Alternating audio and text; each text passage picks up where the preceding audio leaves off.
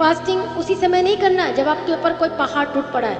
आपको तब भी फास्टिंग करना है जब आपके लाइफ में सब कुछ सही चल रहा है, ताकि आपका फ्यूचर सिक्योर रहे। हालेलुया।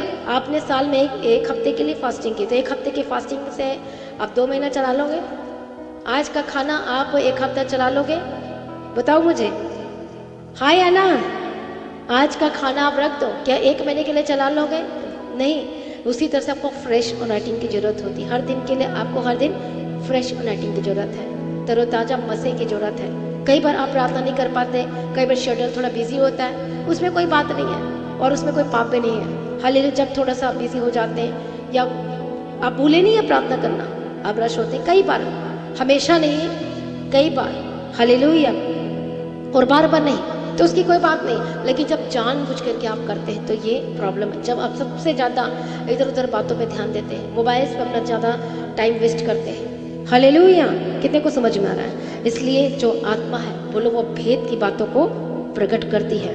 परमेश्वर ने भेद की बातों को प्रकट किया और बताना शुरू किया, मत डरो, तुम्हारा मन कच्चा ना हो, उनका सामना करने को चलना, यहोवा तुम्हारे साथ रहेगा। तब यहोवा शापात भूमि की ओर मुंह करके झुका और यहूदी यरूशलेम निवासियों के साथ ने यहोवा के सामने गिर के यहोवा को दंडवत किया। और उसके बाद क्या हुआ? प्रभु ने क्या कहा था? वर्शिप करने के लिए कहा था। यहोवा के सामने गिर के यहोवा को दंडवत किया। कहातियों और कोरियों में से कुछ लेवी खड़े होकर इज़राइल के परमेश्वर यहोवा की स्तुति अत्यंत ऊंचे स्वर से करने लगे। हालेलुया। कैसे करने लगे? बोलो, ऊंचे शब्दों से, ऊंचे स्वर से करने लगे। कितने को समझ में आ रहा है? परमेश्वर की तारीफ, ऊंचे स्वर से राग में प्रभु की महिमा करने लगे, आत्मा में और सब चीजों में वो प्रभु की महिमा करने लगे।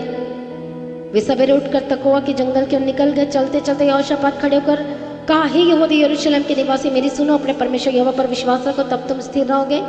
नबियों की प्रतीति करो, जो तुम्हें बताया जा रहा है, नबियों की जो वचन तुम्हें मिल रहा है, नबियों से प्रभु जो दे रहा है उस पर विश्वास करो।